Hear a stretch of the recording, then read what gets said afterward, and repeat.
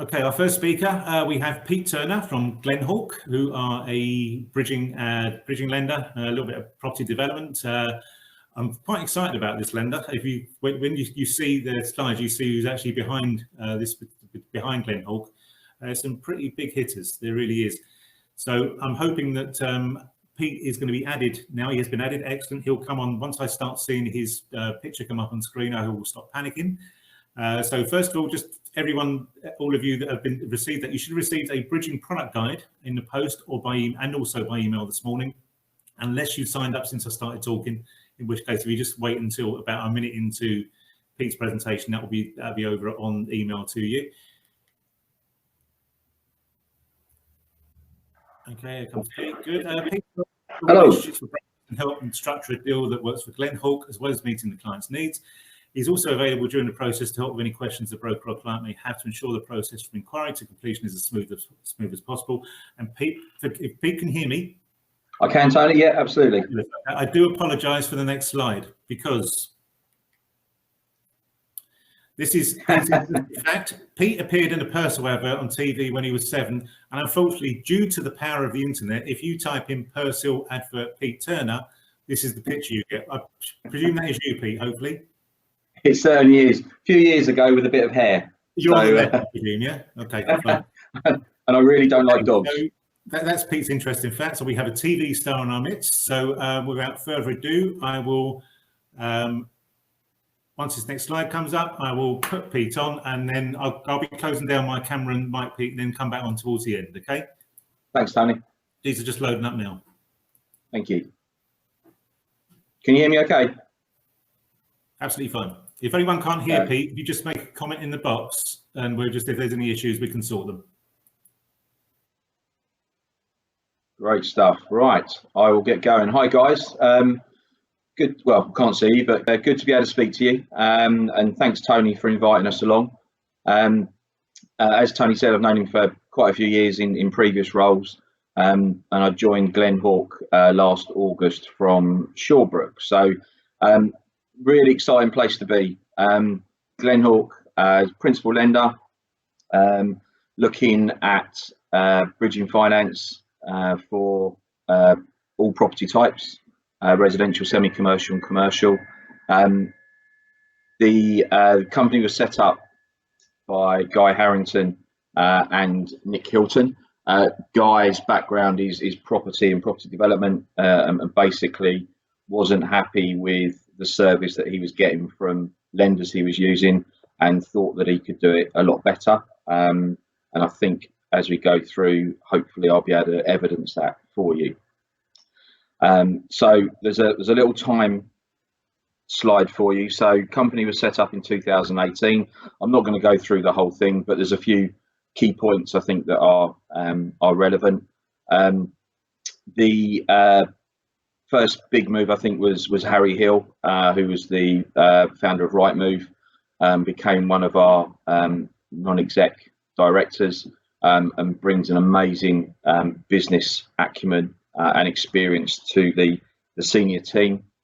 In 2018, we secured a funding line with Shawbrook Bank for 75 million. Which at the time was quite unusual for a relatively new startup. Start of 2019, we completed £35 million worth of loans, and at the same time, Caroline Ong joined us again as another non-exec director, who previously worked at Octane Pamplona. So again, very experienced. We received our FCA regulation towards the end of 2019, and we'll put it down to good timing, but in the end of February this year, we secured a senior funding line with JP Morgan. It actually completed 2 weeks before lockdown. So we were very fortuitous that happened. They've been supporting us amazingly through lockdown, have allowed us to continue to lend to our customers, support our brokers, but also enabled us to honour our pipeline when quite a few other lenders had to pull deals. And like Tony was saying about Barclays, even at offer and legal stage, there was only one deal that didn't proceed from our pipeline, and we continue to tick over on deals, albeit not really sticking our hand up and asking for business, but reacting to what came in. During lockdown, we tipped over the £100 million worth of lending, and we've had no losses from any of those deals during that time. So again, shows a good underwriting, and also good deals we get from our broker partners. So the next slide, just a few key things. We charge a 2% arrangement fee, out of which we will pay a prop fee to the broker, to Tony. We have a minimum 3-month period, but after that, there's no exit fees, there's no redemption fees, and also we don't charge any upfront admin fees. So the first fee your client would pay would be the valuation, which is paid direct to the valuer. So again, there's no add-ons that we look for that. The broker would always deal directly with an underwriter, so we don't hide behind sales desks or call centres. So again, you can discuss a deal straight away and get it from the horse's mouth, so to speak. And something we're seeing a bit of is people being able to purchase under value. So we can lend 90% of the purchase price, as long as it's no more than 70% of the open market value. And we lend on open market value on residential and semi-commercial property, but I'll go through that in a bit more detail in the individual slides. So very quick, our senior team, the top left you've got Guy Harrington, and top right is Nick Hilton. So those are the two guys that set up Glenhawk. You've then got nice pictures of Harry Hill and Caroline, and then at the bottom, again, just some of the senior teams that sit on our various products and pricing committees. But we've gone through, we hired our 30th person this week. So we're growing a team, we're growing experience. So it's a good place to be from a customer, and hopefully good for you to have confidence in us, in actually doing what we say we're going to do. I can hand on heart say that since I've joined, I've not had any deals where we've moved the goalposts. We have repriced it, even if the loan to value has changed. So I've got great confidence in what we say we will do. Any inquiries or agreement in principles that we send out are reviewed by Nick, who's the director of lending. So even though we don't credit search at that stage, Nick has looked at the property, what the deal is. We ask for minimal information on the client, so asset, liability, or net worth, so we know that there's something in the background if ever needed. But on that basis, Nick will say yes or no, and that sticks all the way through, obviously subject to full underwriting with credit searches and things like that. Okay, so our products at the moment, on the left hand side, you can see that we've got we do residential properties, second charges on residential, which can either be on buy-to-lets or on main residences, as long as it's for business purposes, commercial and semi-commercial property, and also refurbishments. We will be launching a regulated product very soon, and it will be through a limited panel, and Tony will be involved with that. So as soon as I've got further details, I'll be able to pass those on to him. And we are looking at expanding. So we are looking at a larger bridging loan proposition. At the moment, our maximum loan is 5 million. We are looking at buy-to-lets, commercial term second charges, and also looking at the green mortgages as well. So we look to help developers, professional landlords, property investors, and high net worth individuals. All we really look for is that they have an existing asset in the UK. So it can be offshore companies, it can be expats, foreign nationals, but we do require a mortgage secured loan footprint in the UK to be able to lend. So I'll run through probably the most important parts, which is the product. So residential property. Now, for all our products, our minimum loan is 150,000 and our maximum loan is 5 million. On residential property, we will go to 70%, and we lend, as I said before, we lend off open market value. So you'll find some bridging lenders that will lend off 180-day or 90-day values, which is obviously considerably lower than open market. So that can make a difference. Our rates start at 0.65. Now, being honest with you, that would be a pretty low loan to value. And for a strong client, good background asset profile, I would say we probably average about 0.72 on residential deals at 70%. With all our loans, the term is three months to 18 months, and we can allow part retained, part serviced. We will always retain 6 months interest. Excuse me, but the client can service it after the initial 6 months. It's more of an underwrite because we will look for them to show evidence that they can service it. But if we retain it, we don't ask for any proof of income. It's literally just 3 months bank statements, credit search, and away we go on that one. Just a couple of examples of some deals. Residential bridging is used a lot for developer exit or marketing loans.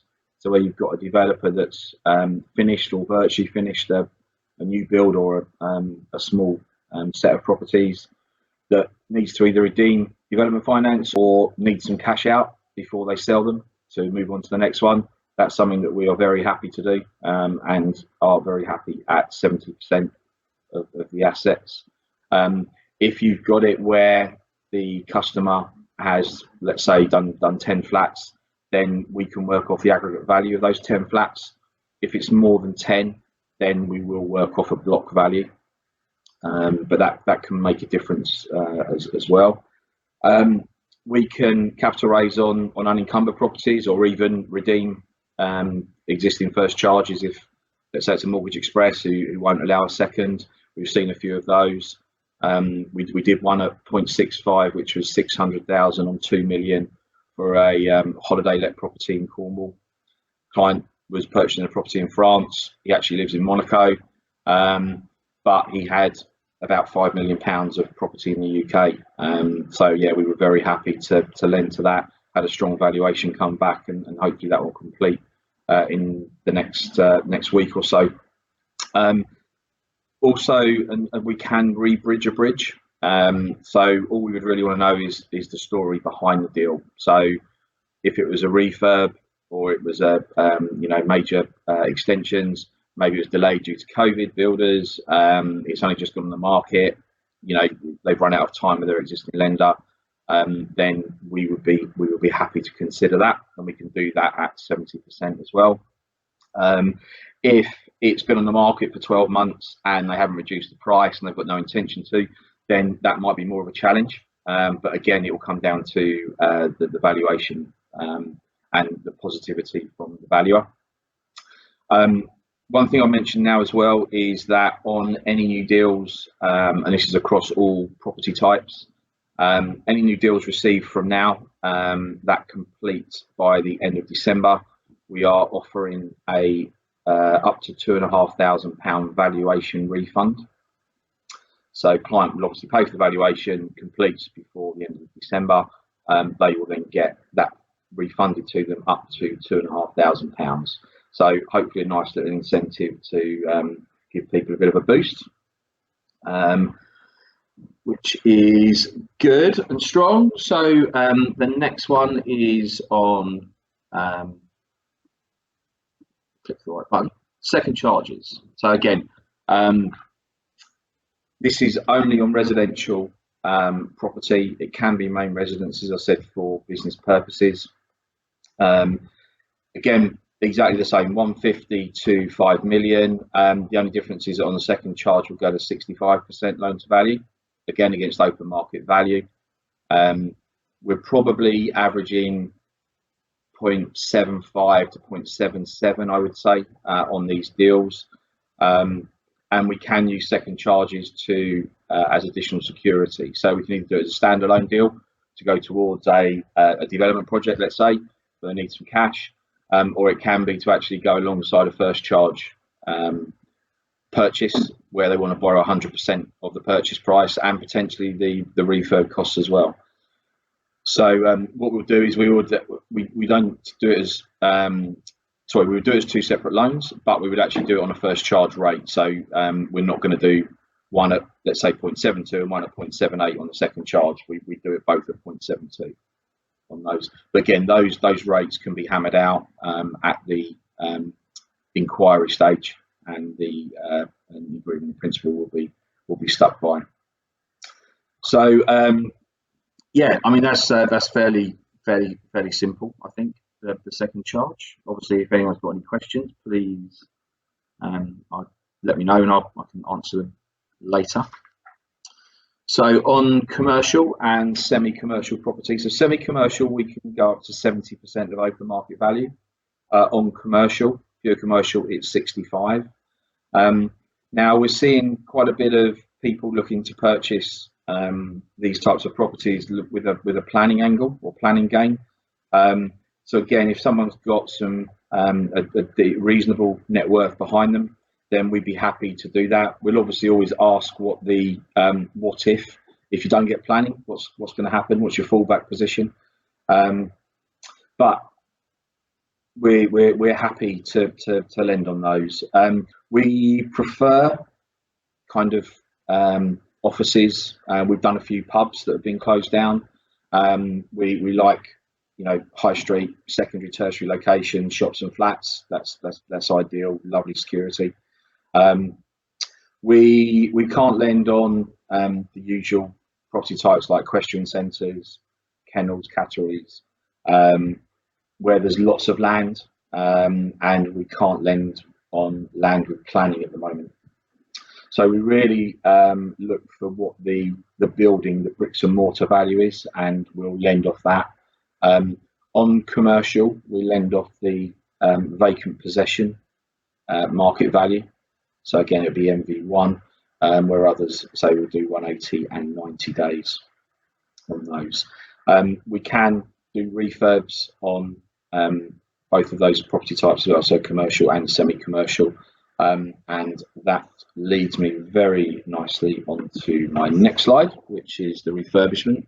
So for residential, we can do 70% of the purchase price.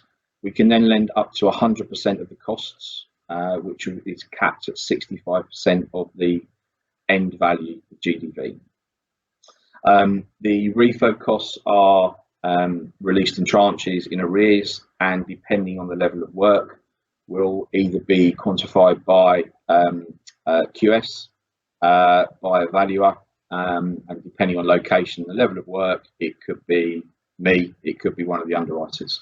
So the heavier the work, the more qualified we'll obviously want that rubber stamped by someone, and there will obviously be costs involved with those, which if it's one of us, I think it's a couple of £100 a visit. If it's a QS, you could be looking at, you know, £600-700 for that. As I say, we can also do that on semi-commercial, which again would be 70% of purchase, 100% of cost up to 65 of end value, and on commercial it's 65 of day one, 100% of costs, 65% of end value. Okay, but it's always in tranches, in arrears, so we would look for the client to stump up the money for the first set of works. I've covered off a few of these bits already, but we can lend to individuals, limited companies, say onshore, offshore trusts, as long as the trust, the ultimate beneficial owner has a UK footprint, then that's fine. So that's mortgage history, what we look for. Non-UK nationals, covered development, auction purchases, we can, average time is about 3 weeks for completion, start to finish. It was longer during COVID, but we're getting back towards that. So that's good. We can look at adverse, really look to understand what happened and why, but it's always something we can review, and again advise us up front before costs, so we can get that clarified. I think I'm probably running to the end of my time, so if there's anything you need, any help, then please contact Tony and the team, the specialist hub, and all the details are there, or if not, more than welcome to give me a call, and then we can get the deal going through Tony and the team, if it's something that we can help with. Okay, what we've done is I'm now back on. Okay. That's because I'm getting really bad echo. Okay, yeah. If there is anything you need, we can pick up a special page for you that has everything you need with regards to paperwork, document printable forms. We're doing this all over this now. Glenhawk was set up last night. It's also got a 800 number as well. So basically, yeah. So the last slide, basically, questions. So, okay, one question. I'll ask the questions, Pete. You can answer them. Okay. Sandeep has asked the same question, basically. What are the fees for commercial and semi-commercial? So we charge a 2% arrangement fee on all of our bridging loans, regardless of the loan size or the property type. Okay, that's very easily asked. I'm just checking. I've got a YouTube channel on as well at the moment, so I'm just checking, make sure there's no questions on that. There's not. Okay. Sandeep has also asked, what is the broker fee? Now, presumably by that he means, what does the broker get paid? I can answer that one quite easily. You get paid 1% on completion, quite simply on the day of completion. So, which would be standard if you was able to go to Glenhawk direct. Pete, am I right in saying that Glenhawk did not have an extended panel at the moment? It's a fairly limited panel. Absolutely, yeah. So we've got, I'm not sure actually how many brokers we've got on there, because we've taken on a couple of new BDMs who have brought some contacts with them. But yeah, I mean, we on the prop fee, we pay that within 24 hours of completion. Tony would invoice us for that. We'll pay him, and then he can pass that on to you. If there's any additional broker fees that the broker wants to charge, then obviously we're happy to deduct those from the loan on completion and pay them at the same time. We would obviously want the client's authority that they're happy for that to happen. Okay, just on that, we actually pay on the day of completion. So even if Glenhawk haven't paid us, we still pay you. That's a given. That we do that on all cases, regardless of the situation, unless there's a major problem with the banking system when we can't get into it. It might send you a check, but I haven't done that in about 5 years. So, okay, there's no more questions. So I've got one more question actually, just on that was here's one we did earlier, basically. Okay. Do you charge any exit fees? No. Good. So initial 3 month. So client will always pay 3 months interest, but after that, the interest is calculated daily, charged monthly. So the sooner they pay us back, the less interest they'll pay. But there's no fees for redeeming. Okay, excellent. Right, Pete. Okay, I think we're done. We're bang on time, which is fantastic. So thank you very much indeed. Thank you, Tony. Apologies for the Persil advert photograph. Like I said before, Google is a wonderful thing. It really is. I appreciate your time. Thanks for inviting me. Thanks very much indeed. Okay, we're going to go on to the next one. What I'll do is, there will be a slight gap here, by the way, people, because what we do, we're just, as we're going to be able to offer these. And by the way, Hilary, we know you missed some of that presentation, so this will be available on our website probably from tomorrow, we hope. So we're just going to now be in the process of adding our next speaker, which is Haydyn Jones.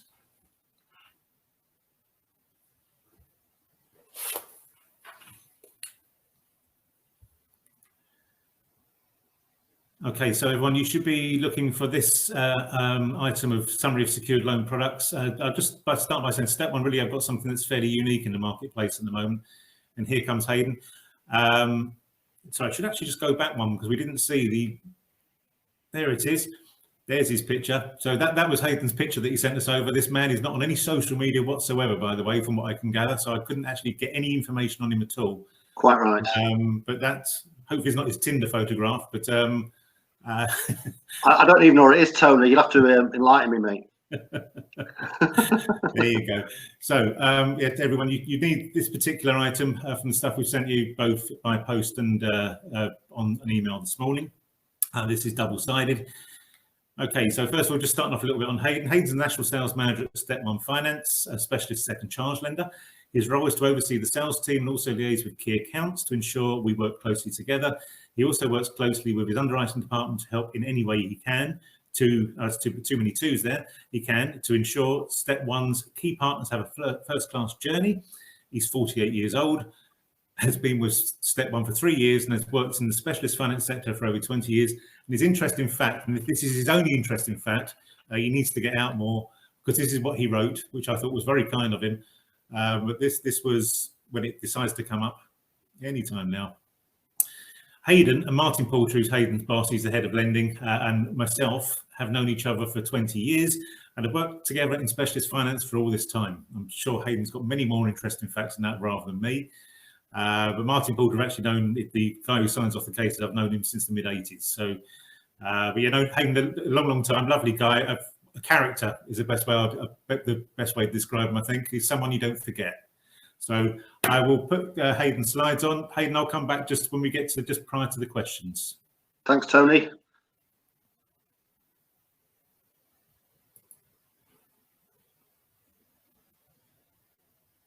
Hi everyone. I say thanks for inviting me to have a chat with you guys today. My name's Haydyn Jones. I'm the National Sales Manager for StepOne Finance. As mentioned, you know, we've been working with Tony for many years, and his team as well. So what we want to try and do today is give a brief overview of what we do, where our niches are, etc. How things have been going since COVID, etc. And you know, to try and give you an insight in where we fit in the marketplace, really. So I'll click right through. I won't read the important notice because why would I? Let's be honest. Okay, so as a company, we were established in 2010, and we're looking to operate a consumer finance platform with traditional values. Basically, what we want to try and do is make sure we're as transparent as possible, make sure that the customer journey is as smooth as possible, and make sure the broker journey is also as smooth as possible. As a company, we don't have any sort of like special rates for special different companies, etc. Everything is the same for everybody.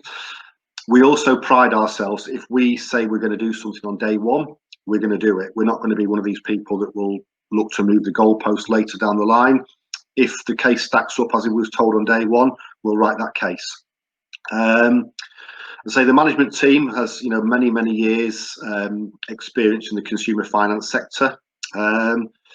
We have products at the moment, just second charge products. We did have a bridging products for a while, and also some unsecured lending for a while as well. But due to the COVID situation, we just thought it'd be more prudent to stick to our core products at the moment, to make sure that we can keep doing what we do well for our partners during this, you know, tricky time for everybody. We've got solid funding. During the COVID crisis itself, we've seen a lot of second charge lenders, exit the market for a time. We didn't. We stayed throughout, which gave a lot of confidence to the brokers that we deal with to make sure they've got a place to put their business. And again, Tony, as mentioned earlier, he's known Martin, the head of lending, for many years. He's known me for many years. We are a lender that would, encourage our brokers to pick up the phone, speak to us about a case, because what we also do very, very well is write things that may not quite fit the criteria as we publish it. But if there's a case to be done, a deal to be done, we pride ourselves in trying to find a way of doing it for you. So, for example, we have maximum loan sizes, but we do break them on occasion if the deal is right as well. Our underwriters are very experienced. Most of the staff in the office as well, we make sure they are CMAT qualified. So we're hopefully all singing from the same hymn sheet, if you like. That's the plan anyway. Okay, so loans, some criteria highlights for you.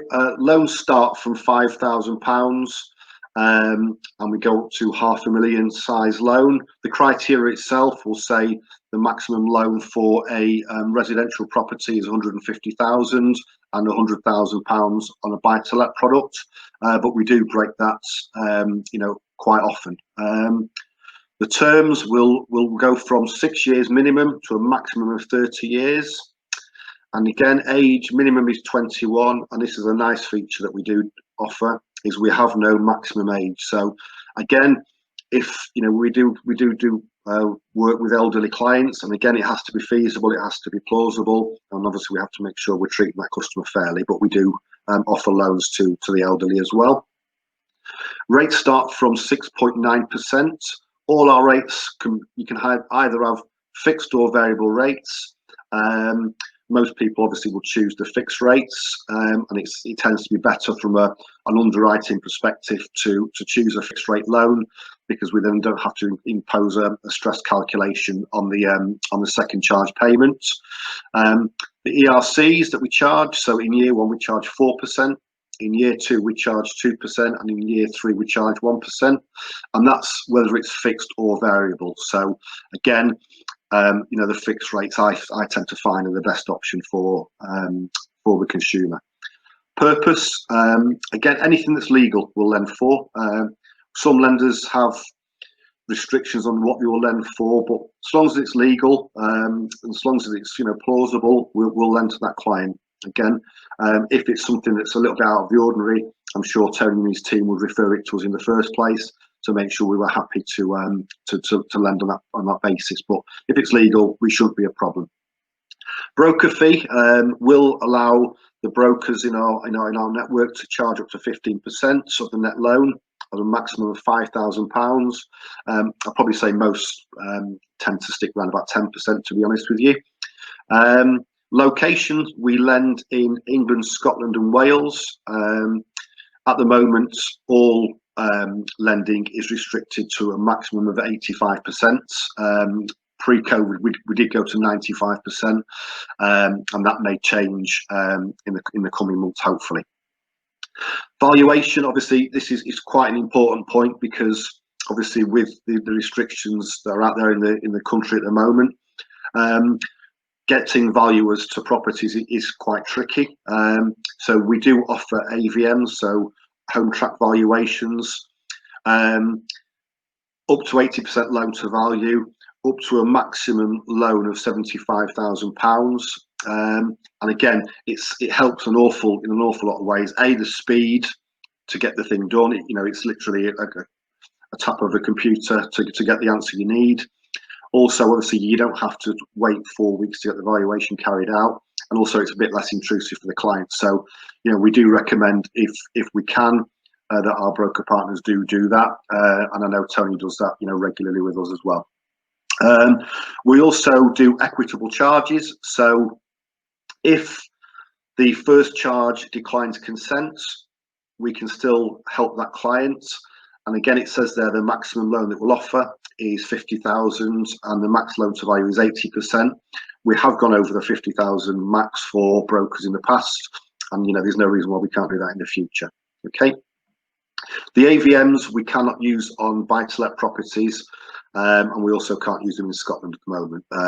But the key business that we write tends to be residential anyway, so that's definitely the way forward if you can use them at all. Okay, so some unique selling points. On residential, we'll go up to 85% loan to value. An awful lot of the second charge market now is restricted to sub 80%. We'll go a little bit higher for them. And again, with regards to adverse credit, we can take medium, light to medium to heavy adverse on all the product range up to 150,000. So we can cater for all different types of clients, across the spectrum, if you like. Buy to let, Again, we'll go to 75% on buy-to-let second charges. An awful lot of the buy-to-let second charge market is not around at the moment. They've pretty much pulled up the drawbridge. We've carried on throughout, and we're still happy to go throughout that as well. The only caveat that we do have on the buy-to-lets now is that we look at a full income and expenditure of the client as opposed to a rental coverage calculation. Okay. I mentioned the loan size previously, so I won't go over that again. But again, we have adverse credit plans, which I know you guys have all been sent, and it tells you the rates that we're going to charge to the clients depending on where they fit. We have an AIP system, so when the case is sent to us via Specialist Hub, our system will do a soft search in the background. It will then come back to Tony with the correct rate and produce the ESIS on the spot. And again, important to note, we don't credit score. So, there are lenders, especially, there's sort of like the very prime second charge lenders will do the credit scores. We probably sit somewhere slightly behind them. So it's where the customer maybe hasn't got a squeaky clean credit score. That's when we really come into our own.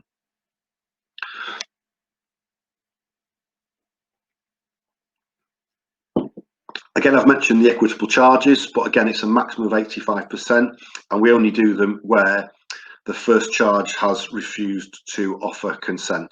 Okay, we'll also lend behind equity release mortgages.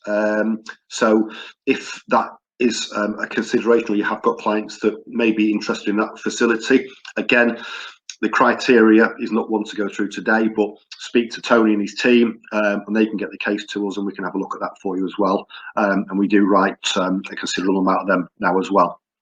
Okay, again, mention the no maximum age. We will lend into retirement. Obviously, it's got to be sensible. And again, we will probably ask a few more questions. One of the things we will we'll probably do is have the client to be legally advised if they're aged over 70 when they apply for the loan with ourselves as well. Okay, again, purpose of loan, we'll consider buy-to-let purchase, tax bills, transfers of equity to repay ex-partners.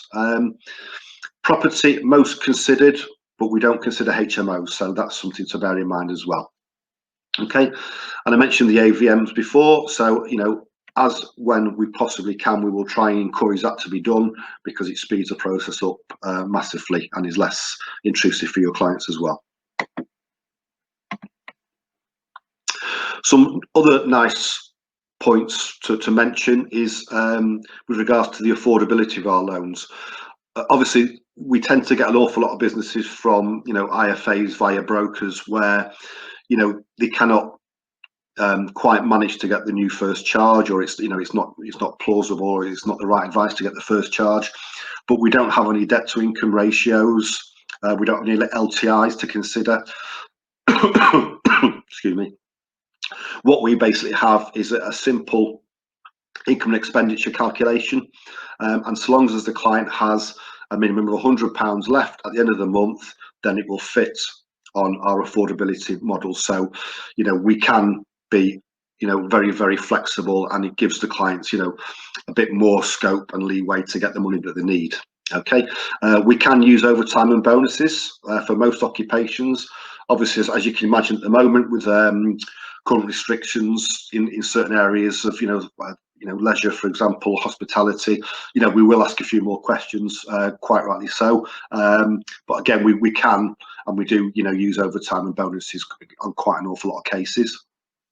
Okay, we help contractors. They can be considered with additional income proofs, and we are a little bit stricter on the affordability assessment. But again, we can help contractors where they may be technically self-employed, but they're getting the wage slips, etc. So it's again another route for them as well. Self-employed applicants, we will consider self-employed applicants the same as employed applicants. The only thing we will do differently for self-employed clients is we will request bank statements for the last 3 months, so we can actually see how the business has been trading and faring over that last 3-month period as well. Okay, benefit income is also considered. Okay, but we can't take just a benefits only case, if you like. They have to have some sort of employed income or self-employed income to go with that as well.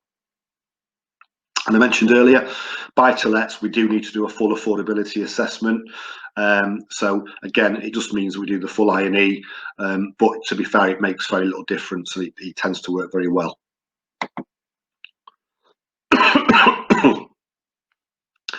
So adverse credit, I mentioned previously, we don't have a credit score, okay? We look to obviously look at the unsecured credit, okay? And we have a 4+ unit adverse plan. With ourselves, you've probably seen the matrix that you've got in front of us. Anything that's over 2 years old regarding CCJ and defaults, we ignore completely anyway. And with regards to the current credit profiles, we're only looking to look at the last 12 months history. So we're looking at the 12 months previous to the loan to see what credit blips have had, and we'll obviously be able to hopefully find a place for that client on our matrix somewhere for them. Okay, we do also have clients that are in debt management plans. Okay, so if a client's in a debt management plan, they do not have to repay the debt management plan. They can keep that in place, and for the affordability calculation, we will just use payment they are making to the debt management plan. One caveat there is the debt management plan has to have been maintained to a satisfactory standard. Okay, and again, we have the ability to be flexible where it's slightly outside of criteria, and we welcome anything like that. If it's reasonable, we'll try and do our best to help you guys out to get the deal through. As mentioned, the COVID-19 situation has caused issues for all lenders, as you can imagine. So some things that we do obviously look for when we're speaking to clients is we must make sure that they're not on furlough when they apply for the loan. Okay, if they have been on furlough, we just want evidence they are back in work, and probably the first month's pay slip to confirm that. Okay, there are restrictions on additional, for certain sectors. I mentioned them earlier, probably excuse me. The hospitality sectors is a main one at the moment. So again, we will look at them a little bit closely to make sure that the job prospects going forward are also not going to be massively impacted.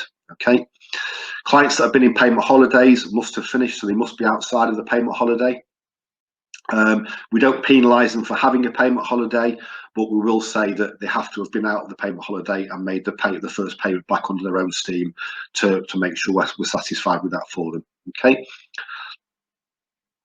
Applications where government plans grants will be considered as well. So if they've had the loans and the grants, the CBILS, etc., we will consider them as well. And again, full criteria is available through Tony if you have any questions regard to the COVID stuff as well. Okay, so I mentioned previously that we are quite flexible in what we do, and we are very, very open to going outside terms if it's the right case. So a couple of case studies for you. The first one, recent loan we did, it was a £215,000 loan for consolidation accrued over time and also for property refurbishment. The loan to value was 70%. There was no adverse credit for the client at all. The first applicant was employed. The second applicant was a contractor in financial services for 5 years, qualified accountant.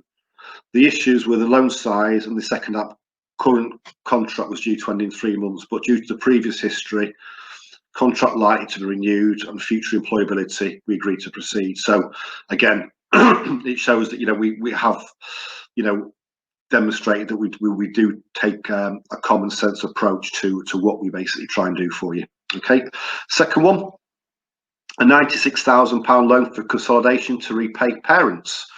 Loan to value was 65%. The property value was £1.1 million. And there was a slight amount of unsecured adverse. Applicant 1 was a self-employed engineer. Applicant 2 had pension and benefits. Case been with together, but offer was withdrawn. So I think a lot of people had offers withdrawn by together. So we did come in. We did get a few inquiries because of that. We agreed to proceed with an AVM even though it's outside our criteria. So technically speaking, the maximum we should have done on that for the AVM was a £750,000 property. But because A, it's been withdrawn from Together, B, the customer, you could argue, has been messed about a little bit. We wanted to try and get to the conclusion as quickly as possible, so we did that, and the customer was happy as Larry, shall we say. Okay, so again, for anything that you guys need on the specialist hub, there's a DIP form there, the application form. There's lots of other forms, for example, the INE forms, etc. And again, Tony knows us very, very well. He knows, where are sort of our points where he can work outside of terms, and we're happy for any inquiry to come where it's not quite fitting the black and white. If it's in the greys, we're happy to look at it. We're more than happy to try and help. If it's if there's a deal to be done, we'll try our best to accommodate you guys as much as we possibly can. And thanks for listening. Thank you, Haydyn. Reiterate on that. We get feedback again for some reason. Just to reiterate, if there is any documentation you need, there is literally all of StepOne's documentation now is on our website, so you can find anything you need there. If you wish to package the case yourself and you've got the right permissions, then you can do. We've got the documentation to do that. I haven't actually got any questions. Oh, we do have a question, so I just popped up. Julian has asked, what is the maximum loan and typical fees the client pays? So the max loan, if it's a residential, technically speaking, it's £150,000, although we can burst that. If it's a buy-to-let, it will be £100,000. Our arrangement fee that we personally charge is 2% per loan.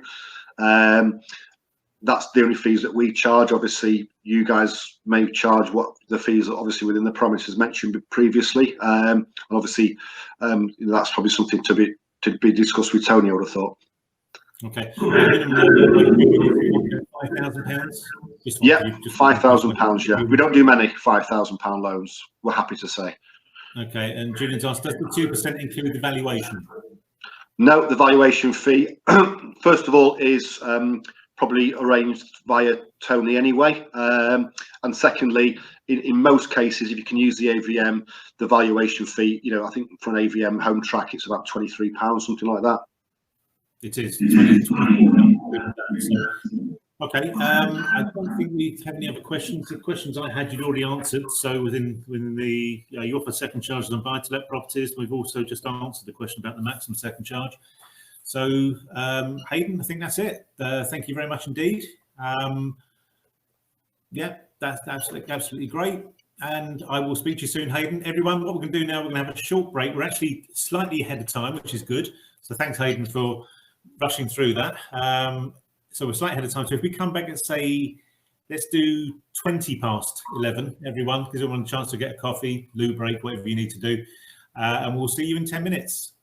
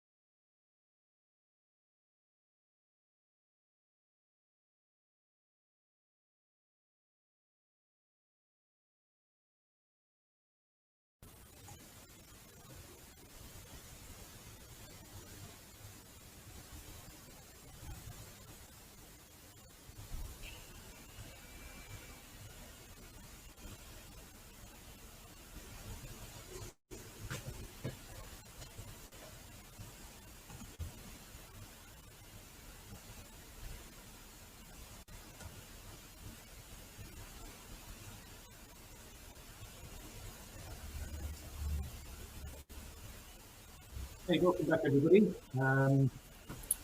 Just now begin our next introduction to Sammi Gilbank from Hampshire Trust Bank. Good morning, everyone. Yeah. Hello, hi Sammi. That's really rude of me. Hi, can you hear me? That's okay. So much going on. Okay, so everyone, you should have received this by post. Unfortunately, my apologies, I forgot to send the bridging one by post. The bridging one, by the way, the bridging plate is very different to Glenhawk's that was discussed earlier on. So, but I forgot to send that. That has been sent to you by email this morning. So you'll have this by post, hopefully, and also both of them on the email. So just dig that out for and that will give you an idea of what they're currently doing. Okay, and a little bit about Sammi first of all. Started her career in financial services back in 1995 as a secured loan clerk for First National Bank. So she was there 2 years when I had my cricket issue. A couple of years later, she has progressed through the various roles over the years, from admin to underwriting, has worked for other banks as well, direct brokerage on an advisory basis, and spent 10 years working as a packager. So she's got experience from both sides, on both sides of the fence. Seen many changes over the years and a variety of roles she's held, has given an all-round understanding from a borrower, broker, and lender's perspective. It's not all work. She has a passion for music, listening, not playing. Sammi goes to many live concerts and loves the theatre too, something she's really missing in these strange times. She lives very close to the New Forest and has recently started cycling, which has certainly made her appreciate what's right on her doorstep. And Sammi's interesting fact, she holds a blue Peter badge, which she's not wearing today, after appearing show in the 1980s as part of a dance school production being performed at our local theatre. And just for any of you who don't know what a blue Peter badge is, we've got up a nice image for you. So, okay, so I will now load up your slides, Sammi, and once they appear, I'll go off. Once they appear, it's over to you. Brilliant. Thank you, Tony.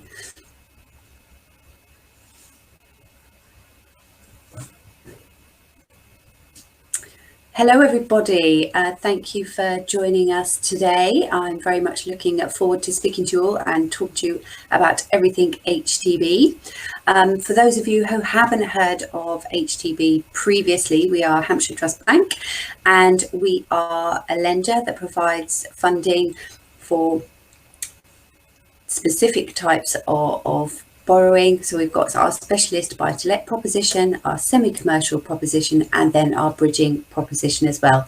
Everything that we do at Hampshire Trust is non-regulated. So we are our own bank. We are funded by our own deposits.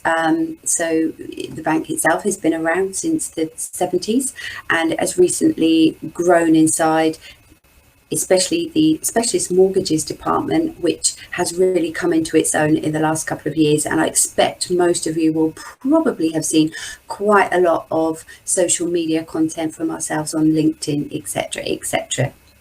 So I'm just going to talk you through this morning where our appetite currently lies in terms of the types of properties that we're lending on and the types of borrowers that we're lending to.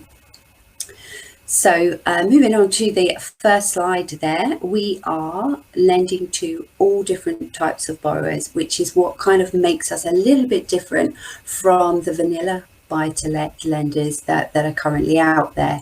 And as I'm going through this, you'll get a real flavour for, you know, the types of borrowers we're lending to and types of properties that we're lending on is kind of what makes us different. And hopefully it will mean that for you guys, you've now got another option to place some of your more unusual cases. So we lend to trusts and offshore companies. The offshore companies part of this, we don't have a specific list of countries that we say no to. We do look at all countries, and then what we look at is the risk rating for those countries. So we can look at higher risk rated countries, but for those, we just need to be carrying out the appropriate due diligence. There are probably about a handful that we would absolutely say no to, and they're ones that you would expect us to do so. So with the trusts and offshore companies, we're also lending to individuals. So that's your standard buy-to-let landlord, portfolio landlords, any size. So we're not restricting on the number of properties within our portfolio that we can actually lend on. What we do look at if we're lending to landlord portfolio portfolio landlords is that the back portfolio works on our stress test, which is 125% based on a 5% pay rate. Trading limited companies, you'll see there, any trading company, so it doesn't need to be set up with a specific SIC code, and we also have no minimum time trading. We can also lend to brand new SPVs, as you can see there. Now, those obviously are not going to come with any trading history, and again, that's absolutely fine with ourselves. The expats and foreign nationals ties in nicely with the offshore companies. Again, we're looking at the country that the expats residing in or the foreign nationals residing in. If they are a foreign national, we can lend to them either residing in their own country or in the UK. If they're in the UK, they do not need to have permanent rights to reside. If they're living in their home country, what we're looking for is them to have a UK footprint. So something along the lines of ideally already having a security here, but if not, if they've got a UK-based limited company or they have a bank account that's set up here, that should give us the foothold we need to be able to do a credit search on them and get comfortable to lend.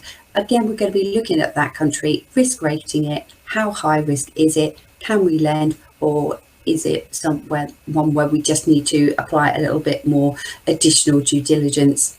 So first-time landlords, you'll also see there on the list.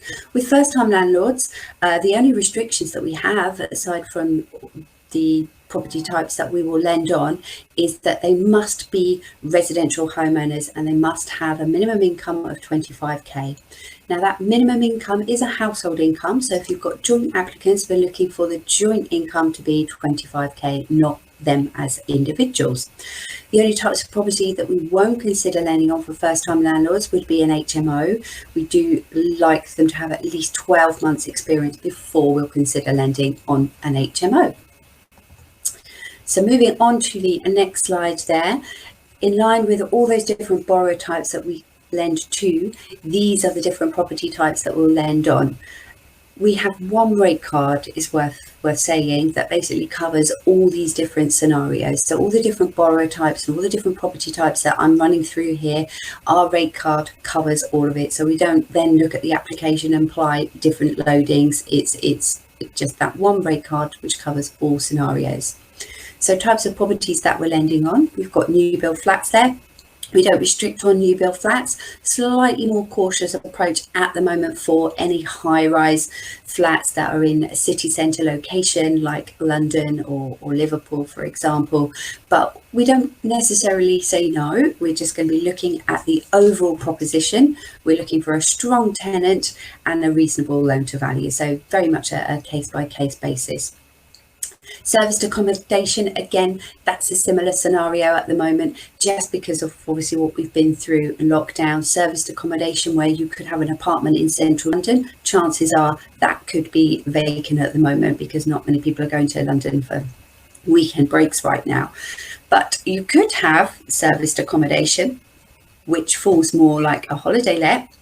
So you could have a house or a cottage somewhere where it is let on a serviced accommodation basis, but the demand for that is really, really high. And that then kind of falls over with a holiday let proposition that we've got. For our holiday lets, we can't have a restriction on the use in terms of it needs to have residential usage, and it needs to be, if it's not going to work as a holiday let, have potential to be let via a standard AST. That way, obviously, we're safeguarding ourselves and the borrower that if we do go into another lockdown and people aren't able to travel, even in the UK, those properties could still be let on a standard AST. So the borrower essentially still got a rental income stream coming through. Purpose-built student accommodation, again, very much on a case-by-case basis, just depending on the location of the university. And again, what lockdown restrictions are kind of imposed at the moment. If you've got an HMO, for example, that's currently let to students, but actually it could just as well be lent to professional tenants, then obviously that's a really strong case for us to be able to look at. If you've got student accommodation that's purpose-built and hasn't got any other potential use, then those are the ones where we're going to be a little bit more cautious. And again, we're going to look for a strong borrower and a lower LTV to kind of sit behind that. DSS tenants, we don't have an issue lending if you've got an HMO, for example, where you have DSS tenants in situ. So if they're in receipt of housing benefit or they're on some kind of income support, that's absolutely fine. Where we won't lend is if the actual tenants are declared as being or considered to be vulnerable in any way. So we won't do if the tenants are classed as vulnerable, but income support, etc., we can look at, no problem at all. Freehold blocks, we have no limit on the number of units within a freehold block. So that it could be 30, 40. We're just looking at the quality of the unit, perhaps if it was done under permitted development, for example, and 9 times out of 10, if this is a freehold block that lends itself all day long to being used for investment rather than individual sale of the units, we probably would be looking to apply a block value. With our HMOs, again, we've got no restriction on the number of rooms within the HMO, so we can go to any size, but we're just looking for the correct planning and correct licensing to be in place. And for those landlords, as I mentioned earlier, we want them to have at least a 12 months history in letting, so they've got some good experience behind them, so we're comfortable they can run an HMO. Quite often we'll find you do have some low rental yielding properties, especially again if they're in a London location, but you can have some really high net worth clients sitting behind them. So we will allow for top slicing for the right type of borrower on the right type of security. Again, we will look at the loan amount and then work out how much we will actually allow them to use from their outside income to top them up to where they need to be. That outside income could be anything from employed, self-employed. They could have portfolio in the background which actually has got some high yielding properties which are generating surplus income that we could potentially look to add back to this deal and get them to the level of borrowing that they need to be at.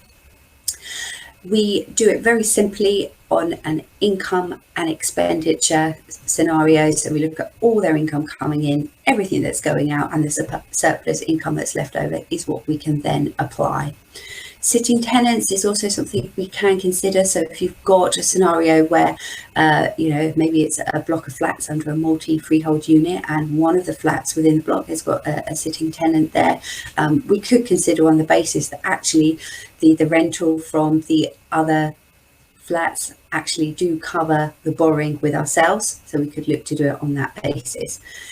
What we do try and do is always work with specialist as our introducing broker and you guys to make sure that we're lending that, to the right borrowers on the right property types, but we can be really flexible in our approach on that. So if you've got a really strong borrower and potentially not such a strong security, we're looking at a combination. It's the overall picture. So rather than us having a long list of do's and don'ts, we're very much a grey. So it's worth it if you've got something that's slightly unusual, just having a chat with one of the guys at Specialist to see whether or not it's something that we can accommodate. So our lending limits across those borrower and property types are set at 75% in terms of loan to value. So we can go to 75% on everything that I've just spoken about.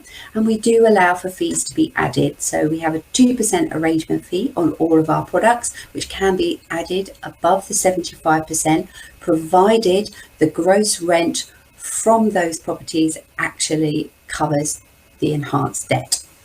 We only offer 2 and 5 year fixed rates, so we have a very simple approach to our products. If we're working on our 5 year fixed rates, we're looking for the rental to cover based on pay rate, and if we're working on our 2 year rates, it's pay rate plus 2%. A majority of them we'll see coming through will be on the 5 year, as you would expect, but if you've got a low loan to value type scenario with a decent amount of income, then they work really well on our 2 year fixed rates. We do have a minimum loan size, which is 100k, but we don't actually have a minimum property value. So that works quite well if you've got quite a few lower value properties and you're looking to give them to us as more of a portfolio lend. So we can take the aggregate value of all those properties, and as long as we're then getting above our minimum loan size of 100k, that's absolutely fine. Our maximum loan amount is 15 million, and that is a maximum gross loan, and that could be made up of a combination of either existing borrowing with ourselves or another department within the bank. But as soon as we get to that 15 million, that is our limit. Price card, the pricing on the rate card you will see is actually up to 5 million for any deals that you have. I hope you do have above 5 million. Those ones would actually be bespoke pricing. So again, that's where you feedback to specialist, and they will contact me to see what pricing we can arrange on those for you. So working quite nicely along our buy-to-let proposition, we've then got our semi-commercial proposition.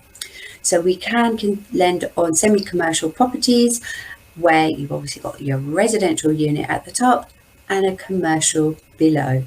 Again, our rates are priced up to 5 million. We can go to 75% with fees added on top. We can lend interest only on the semi-commercial, and our term runs up to 30 years. So if the client wanted to have one, they could have a 30-year interest only term with ourselves. Fixed rates from 4.8%. So we're pretty competitive in the market right now. And one thing that's on here that wasn't mentioned previously is everything that we do is a manual underwriting process, which means that you're never going to get a computer says no type scenario. Everything we do is looked at, by a human being, so that we're ensuring we're making the right decision. And quite often what we're doing is quite complex and specialist, which is why we have to have that manual underwriting approach. One of the biggest quirks for us on our semi-commercial is that we need to have at least 60% of the overall property value sitting in the residential part. So for example, you'll see there, if the overall value of the security, so the freehold value with the resi and the commercial combined is 300k, the actual residential element alone must achieve a value of 180,000, which would then give that 60% split of the overall value. And that's something that we ask for the valuer to confirm when he goes out to do the report. Another key thing for us is that at the moment, we are looking to work from the residential income to support the loan. Rationale behind that is we're just not too sure exactly what's going to be happening with the high street going forward, and a lot of businesses will have been affected through COVID for lockdown. Not to say that we wouldn't take any of the commercial rental into consideration, but basically what we're looking for is a really strong tenant and someone that has traded through COVID. So if you've got a local supermarket, for example, or a chemist, they will have traded through lockdown and will probably always continue to be open and trade through the coming months. The types of businesses that we can allow to occupy our commercial element is pretty much anyone and everyone. So I think the only thing we are not so keen on is dry cleaners, where that dry cleaning is done on site. But everything else you can see from the lifts there on the left hand side shows you, the wide variety of business we can consider occupying that commercial part of the property. Takeaways and fast food outlets is probably the one that I would draw your attention to, as well as restaurants. So not only will we lend on those quite happily as part of this semi-commercial proposition, if I take you back to the buy-to-lets that we were talking about, we can lend on any flats that are located above. So if they're split off on a long leasehold title, but they're located above a fast food outlet, restaurant or takeaway, and quite often, even a bar or a pub, then again, we can consider lending on those. Everything's going to be down to valuers' comments, but quite often we'll find city centre location, there is a huge demand for these particular investments, and tenants are willing to live in them because they are located in the city centre. So you've got people that want to be close to where they work, especially in the centre of London or other city centres. So obviously we just don't have an issue with that at all.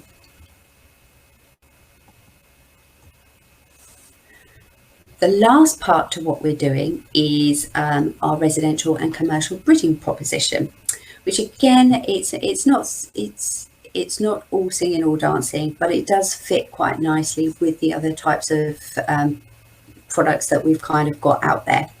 So what you'll mainly be using us for when it comes to the residential and commercial bridging is essentially we're kind of like a traditional bridging lender in some respects. So it's going to be things like, let me bring on to the next screen, auction purchases, or perhaps if you're buying a property, you want to do some works to it, so you've got a standard family let and you're actually going to be turning that property into an HMO with a light refurb. That's exactly the type of scenario, and in that scenario obviously we can consider lending with the bridge for the initial purchase, but we can also look to term it out with our term product as well, especially if it's going on to an HMO. So then you obviously could do two parts with us if you like. Features of our bridging: we can lend up to 75% as a gross LTV. We do offer dual legal representation, which definitely does speed up the entire process. So we have solicitors on our panel, Lightfoots and Paris Smith. They will act for us, but they can also offer dual representation to act for your client as well. A dedicated case manager and underwriter. So we have one specific underwriter that looks after all our short-term and bridging cases, who's very experienced in short-term loans. And what that does is it takes it out of our normal standard underwriting queue, bypasses it to obviously speed up the process for you, because quite often these cases are time sensitive. We do aim for about 21 days from application to completion. I would say probably closer to 28 at the moment, purely and simply because it's just relying on the valuers going out there and getting those reports back to us in a timely manner. But we have done them in just under 28 days, even through lockdown, with the buy-in from the borrower, the solicitor and the valuer and ourselves all kind of pulling together to make that work. These products don't have any ERCs, but they do have a minimum 3 months interest charge. So as long as they keep that with us for three months, then there's no exit fees to come out. We can offer up to a 24-month term, and that will be on a roll-up basis for residential, and up to a 12-month term for commercial.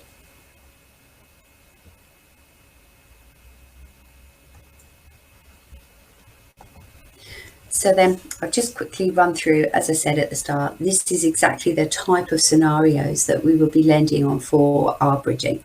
So refurb to term and a refurb to let. So they're either going to retain it with us after they've done the refurb on our term basis and let it out, or perhaps they just want to do the refurb to the property and sell it on. Either way, we can consider that type of scenario. So a traditional bridge where, you know, they're raising the money, they do need to have it quickly, but we've got a clear sight on an exit, that's absolutely fine. So they could potentially raise the money for any legal purpose, and for auction purchases as well. Auction purchases, obviously they're just needing to purchase the property quickly. It may be that they don't want to term it out with us afterwards. They're not intending to do any works. They've got other plans for the property, which is absolutely fine. As long as we can see a clear exit, that's what we're actually looking for. We also get more comfort if we do have the potential to exit to ourselves. So for example, if you had one of the refurb to let scenarios, they bought the property at auction, they're going to turn it from a single dwelling to an HMO. They're not entirely sure whether or not they're going to retain it or they're going to sell it. If we know that we can exit it to ourselves, that does give an added layer of comfort, both to us and obviously to the borrower. So then they haven't got to worry about what that exit's going to be in 12 months time, because they know that they can actually retain it with ourselves.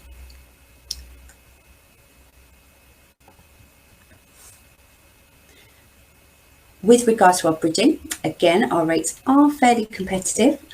So they start from 0.55%. Recap there, we've just got the 24 months term if we're looking at residential bridging, and then the 12-month term for commercial. Title insurance is available, which again does speed up the whole process. It's a 2% arrangement fee, exactly the same as our term loans, but the only difference being we're looking for a 75% gross roll up, which includes all the fees and interest rolled up. No ERCs, because we've got that minimum 3 months tie-in. a dedicated underwriter, which again does help to speed up the cases going through, because they'll be looking at them from initial dip stage right the way through to completion. And then your dual representation on the legals, which again, if it's all done in-house, that really does help to speed up the whole process.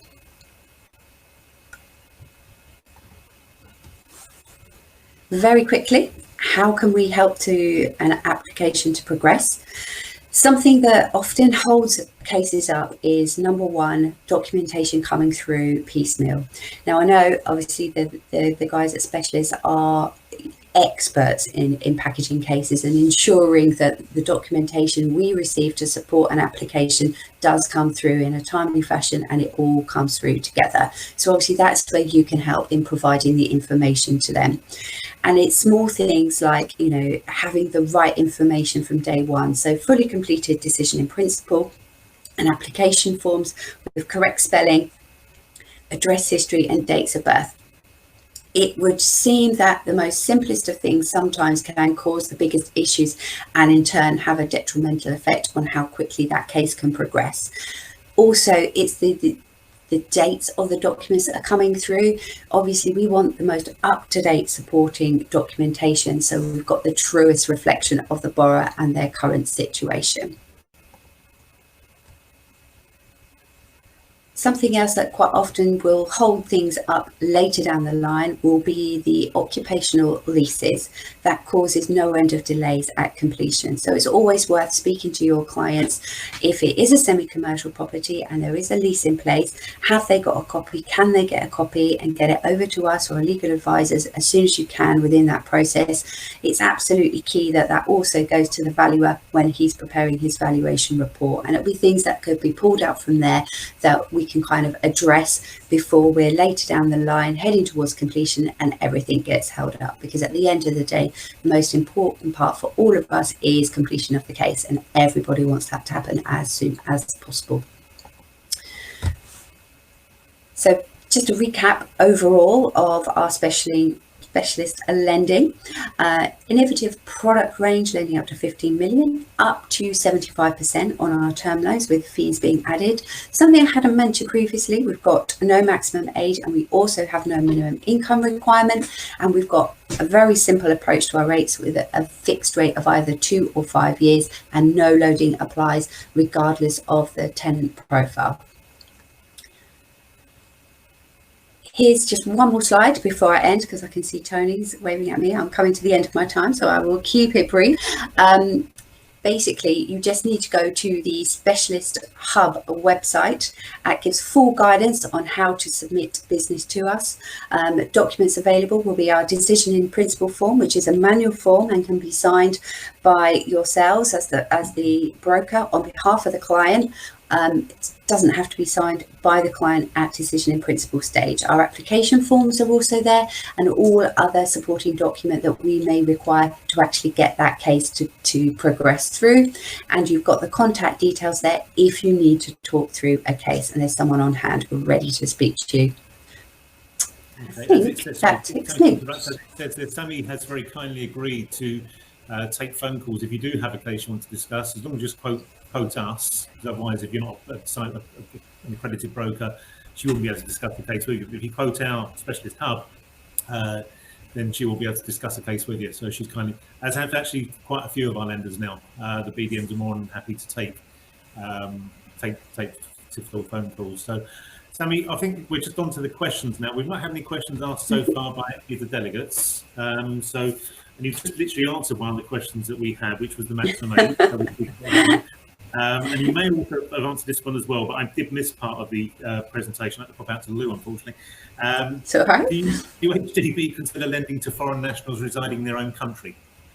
Yes, we do. So we're just looking for them to have a footprint in the UK, which can either be a UK bank account or a limited company that's already set up here. Ideally, if they've got a security here, absolutely fantastic. But there are those other couple of ways we can look to consider lending to them as well. Okay. And everyone, there's just two more things I'm going to add. First of all, they did launch a product. I think Sammi might have touched on this, but they launched a product called the 5-2 product, which gives us the benefit of 5-year fixed with the the benefits of having a 5-year fixed on the affordability side of things and the rental coverage calculations, but it's only a 2-year ERC. Absolutely, it's slightly more expensive than normal, but if you've got a client that is having problems on income but doesn't want a lengthy tie-in, it's a brilliant product. It really is. To give you an idea of our relationship with Hampshire Trust Bank, since they launched, we've been the largest broker 3 out of the 4 years. I don't know about this year because COVID's affected everybody, so I don't know who's done what. But today alone, we're due to complete 2 cases today that are going to total just under 2 million. So we write a lot of business with Hampshire Trust. We've been dealing with them a long, long time, and I can't think of any broker that's probably got a better relationship. So no, I would have to agree. Give them a go. Got some great products. They are a great lender. Even at the solicitors that the Hampshire deal with, one of the head solicitor at Paris Smith, for example, is a very, very good friend of mine. Also happens to be my solicitor. So as you can imagine, when cases do come in, I just ask when they're being dealt with at Paris Smith. I just make a phone call to that particular fella and just say, "Can we just give this one some priority, please?" And guess what? It does absolutely every single time. So, Sammy, thank you very much indeed. Timely as always. Absolute pleasure. We will speak to you very soon. And we'll now Indeed. switch on to the final presentation, whilst we also add her onto the system. So if you just bear with me 1 second.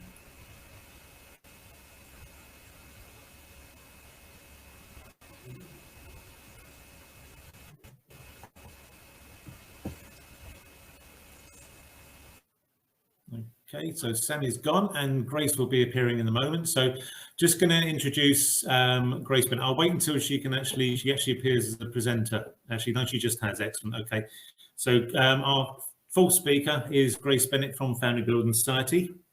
We haven't actually met Grace face to face as yet, purely because she became our BDM during lockdown. So one thing I will say about Grace, and Grace, can you hear us, by the way? Yes, I can hear you. Can you hear me? Okay. And this is not putting any pressure on you whatsoever. We've all experienced, no doubt, every single mortgage broker has experienced lenders with some absolutely appalling service during lockdown.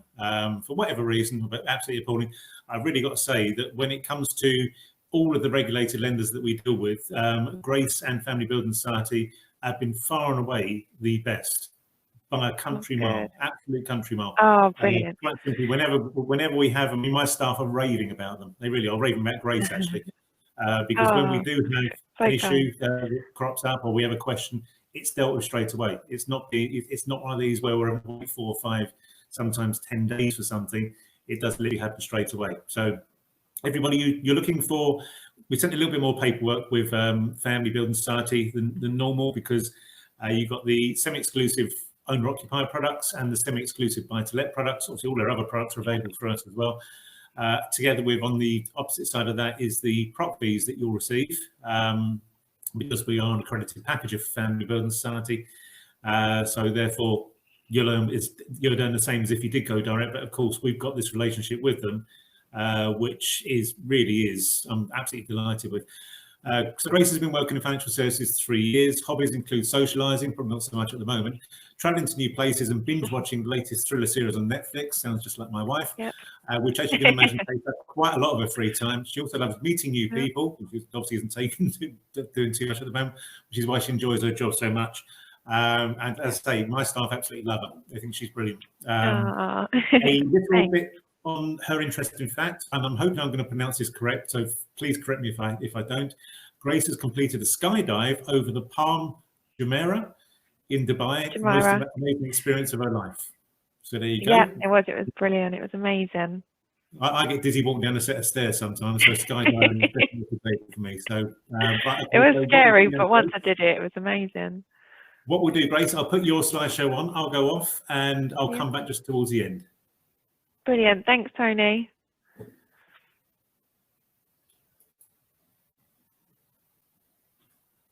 Over to you.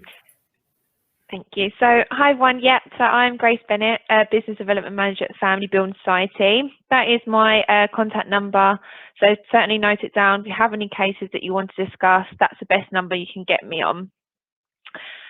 So today I'll be going through who Family Building Society are and just a bit of background about us as a lender, our general criteria and unique selling points, and the different areas of lending that we can offer. So Family Building Society is previously known as National Counties Building Society. We rebranded in December 2016 to Family Building Society, as that was a name that was just more fitting to what we can offer as a lender. We offer mortgages for first-time buyers right to applicants in their 90s. So certainly a lot of flexibility there. We take pride in being a lender that can offer mortgages for all different generations and all different mortgage applicants. So that including lending into retirement, interest-only mortgages, buy-to-let mortgages, mortgages for expats, and our family assisted mortgages as well, including joint borrower, sole proprietor, and our 95% family mortgage. So I'll go through that in a little bit more detail throughout the slides, but sort of a bit more background about Family Building Society as well is we previously started out as one national accounts manager and then grow into 6 regional BDMs.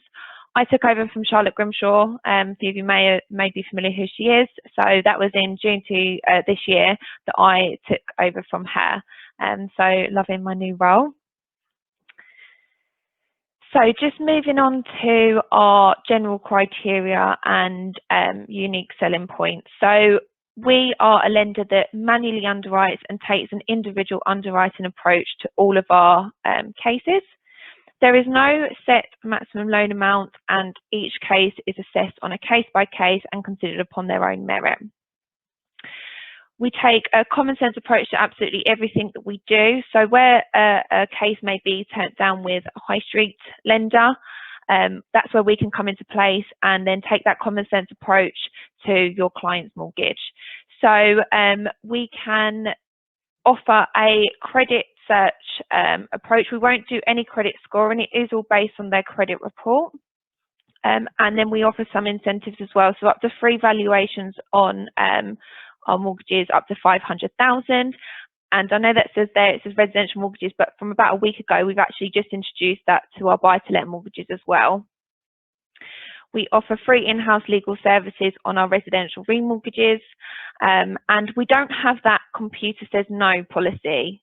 So certainly give me a call, we can go for everything, and I can refer anything if needed to an underwriter. I work quite closely with our team of underwriters, given that we are sort of a relatively small building society. We've got a great team of underwriters that I can just pick up the phone to at any time and discuss a case with them. So areas of lending, I'll start off with lending into retirement. So this is by far our biggest area of lending. It's our most typical scenario. So we can lend up to age 95 on a repayment mortgage, but also interest-only mortgages as well. We can offer a mortgage for an 89-year-old and offer a 5-year term for them. So the most typical scenario for us when lending into retirement is applicants that are with the high street, their mortgage product is coming up to an end, and the bank or building society are asking for their money back. We then come into place that we're a real alternative to our equity release mortgages, and that can be considered on a repayment or an interest-only basis. We can take income up to the age of 70, potentially age 75, depending on the applicant's job role. So really, if that's a professional, we can look to taking them to age 75 with their earned income. Other than that, we can look at other sources into retirement. We don't expect applicants to work beyond 70, so we'll be looking at the projected pension incomes and other, I don't know, like large pension pots it says there, we can take a percentage of that as well. How we're working at the moment, given the current situation, is we're taking 80% of pension pots and then divided them by the required term. We don't expect applicants to be drawing down from this. As long as they're at an age where they can draw from it at any time, then we can use that income. We can also look at taking income from limited company directors as well, so where they may be receiving a salary and dividends or even a share of net profit. As long as there's that management structure in place, for example, their children have taken over that role and allowed the parents to step back from the business, as long as that can be confirmed by an accountant, we can look at taking that income right into retirement. Other income as well we can accept is rental and investment income that is declared on an SA 302. So I briefly touched base on an interest-only mortgage. So we can consider a term right into retirement interest only. For a 70-year-old, we can actually consider a 16-year term. And even at the end of age 86, we could potentially look at reviewing and extending the term for them then. So we can consider our interest-only mortgages up to 75% loan to value on the basis that there is an acceptable repayment strategy in place. That repayment strategy could be downsizing, which we do say is maximum 70% loan to value, but there really is no barriers to entry for our interest-only mortgages.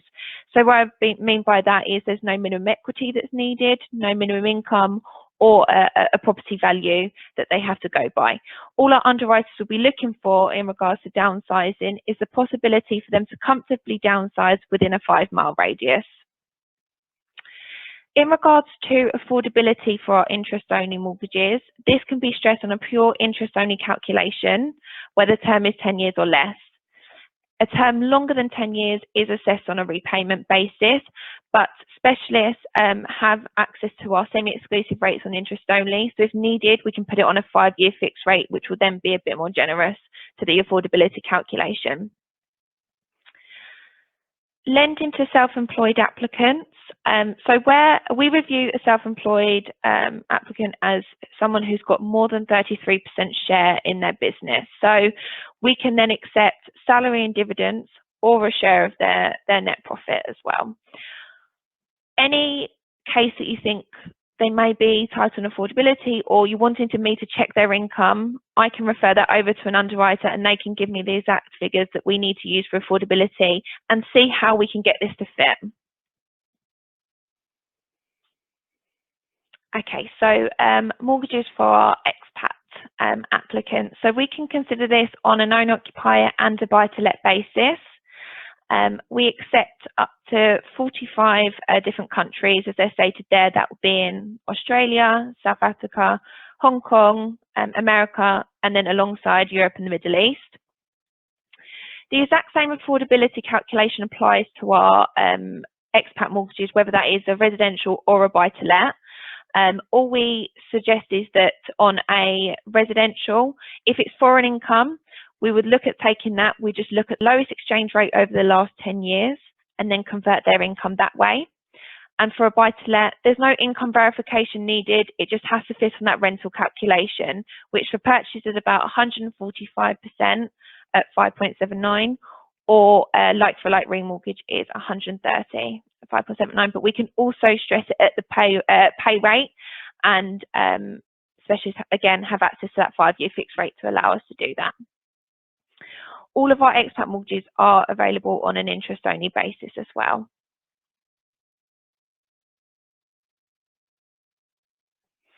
Okay, so our family mortgage up to 95% loan to value, which I know at the moment with the current market, they're quite difficult to find. So this isn't your typical 95% product. It's similar in the way of the Barclays Springboard mortgage, where they need that additional bit of security from a family member. We are asking the same, but we can use a mix and match of 3 different options. So the applicants need that 5% minimum deposit. It can be gifted, absolutely, and they have to be able to afford the mortgage on their own income.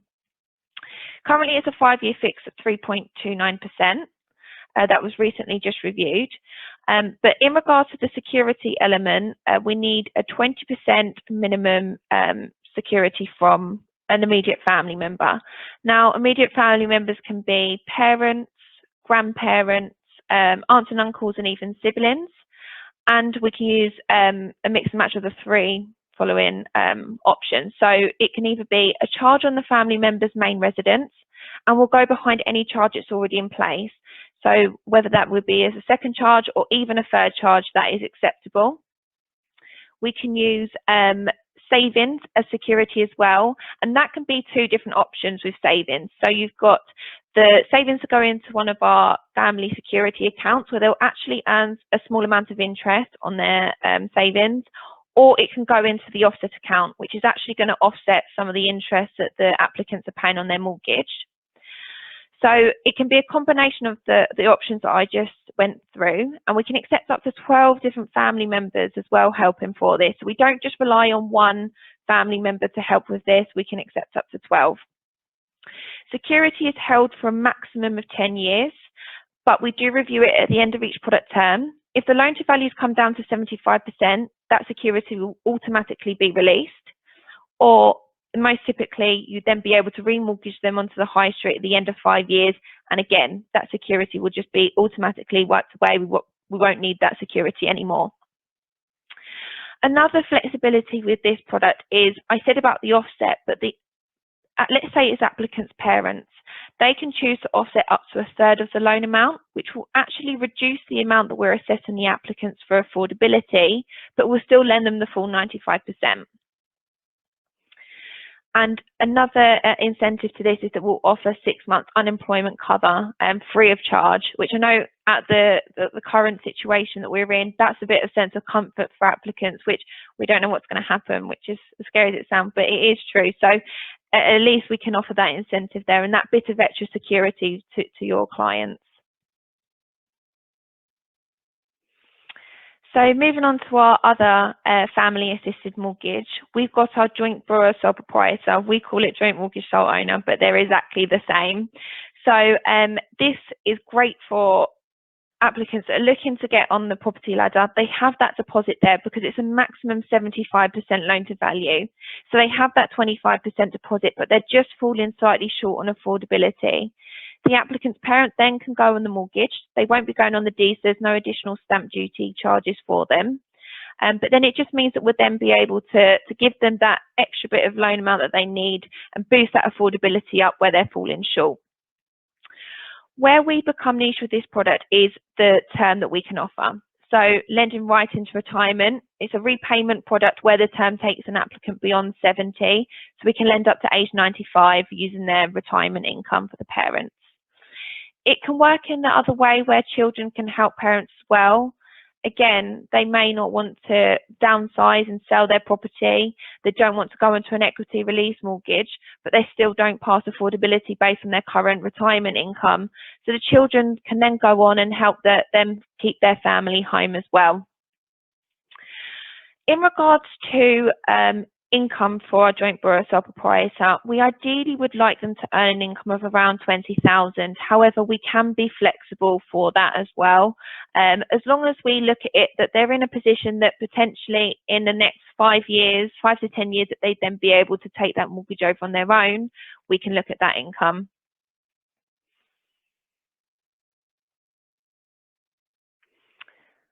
So other areas of lending is our offset mortgage, which is available on a residential and a buy-to-let basis. They can choose to offset up to 100% of the mortgage balance. And that can be, they can choose 2 different options. You've got the payment reduction, which will of course offset some of the interest that they're paying on their mortgage. But it can also go for a term reduction. So they'll still be making the same monthly payments. It's just going to take a chunk out of the term that they're left with. So this product's been aimed at applicants that have money or cash lying around that they then, rather than sort of putting into a property, they can then put it into the offset. They have full access over to it, so they then don't have to tie that money up. Or for portfolio landlords and also self-employed applicants who may need to pay a tax bill, that they're then putting their savings to better use. For a residential offset mortgage, we do say it is a repayment product, but on a buy-to-let, it can be interest only or repayment. And it's available on a purchase and a remortgage as well. Up to 4 family members can help with this product as well. So we can have 4 family members holding an offset account. They have full flexibility to that, so they can access the money at any time. They're not tied in at all. But it's again helping their family members, reducing the interest that they're paying on their mortgage. And just sort of lastly, to cover off on our buy-to-let mortgages as well. So it's a maximum 65% loan to value at the moment for our buy-to-let mortgages. Same term applies as our interest-only mortgage. So again, we can offer a buy-to-let mortgage for an 89-year-old and give them a 5-year term. First-time landlords are accepted. All we ask is that they own and live in their own main residence. There is no minimum income for our buy-to-let mortgages. All we ask is that they're able to cover 3 months mortgage payments if there was a rental void. We don't ask for any evidence of that, but of course, if we felt necessary, we would do. So we do reserve the rights to ask for evidence if needed. And we do not stress any portfolio landlords. All we ask is for a copy of their schedule, and then we'll just look to make sure that there are no issues there and that would prevent us lending. And there is no maximum numbers of properties as well that a portfolio landlord can own. We do not have a limit on that either. Limited company buy-to-let, so it's up to 65% loan to value or 55% loan to value in the absence of personal guarantees. Up to 8 directors are allowed for this, and they can all go on the mortgage application. And it has to be a newly set up SPV with 3 properties accepted initially. Sorry, Tony, won't be long. And so actually, there you go. That was it. That's all of our sort of USPs and areas of lending. You've got there sort of what's available on the Specialist Hub site. So you've got our decision and principle forms, which we sent over to me. I'll approve them. Again, I said, if needed, I can check anything with an underwriter. You've also got our application forms as well there and what products are available. That's a number that you'll need to call if you want to discuss it via a specialist. But like I said at the beginning of the presentation, if you want to have a chat with me, just give me a call on that number and I'll be more than happy to do that for you. Great, thank you very much. Okay, I think you're welcome. A couple of things. Julian, can you just confirm that the first question you've asked, it relates to Grace's presentation? I think it probably does, but again, I had to pop out for a second, so I didn't see when the question actually arrived. So I'll ask that one possibly last. Julian said, I have a case with the family at the moment, so we'll see. Derek Burns as well. So Derek, I'm not going to shout this, always found them very good. And you said limited 3 property initially accepted, but will you then accept more? So it's all referred on a case-by-case basis. It may be that we ask that they then set up another limited company. It'd all be referred to an underwriter. It's something that I would need to check with them. It's not actually something that I've come across before, so I would need to double check that. But initially it'll be 3 and then potentially more properties after that on a case-by-case basis. Okay, thanks. Thanks for the question, Yasmin, who's very local to us, by the way, in Berkhamsted. So welcome, Yasmin. I've got one more question. Can you consider RIO mortgages? And apologies if you've already covered this when I was out the room. No, that's okay. So I didn't actually touch base on our RIO mortgages. So yes, we can do. It's a maximum 50% loan to value. But yeah, we can offer it sort of a lifetime product for them. There'll be no end date. And then we've got 3 products available on that. 2-term discounted rate product and a 5-year fixed as well. Fantastic. Okay. If no one's got any more questions, Julian, I will actually ask your question just in case it was aimed towards Grace. So it says, when top slicing, is there a minimum the property rent must achieve, or will you allow for top slicing to the max? Again, I'm not sure if that was you. Unfortunately, that's okay. No, so in regards to top slicing, we don't unfortunately accept that. The rent does have to cover the mortgage payments upon rental assessment. Fine, possibly that related to Hampshire Trust then, so my apologies. Okay, Grace, thank you very much indeed. Okay. No, you're welcome. Thank you so much for having me. Thank you. Take care. Thank you. Bye-bye. Bye. Okay, everyone.